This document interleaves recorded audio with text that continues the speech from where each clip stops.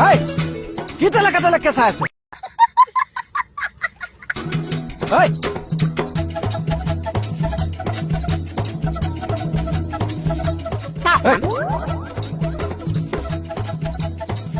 কি তেলেকে চাইছ নক কিয়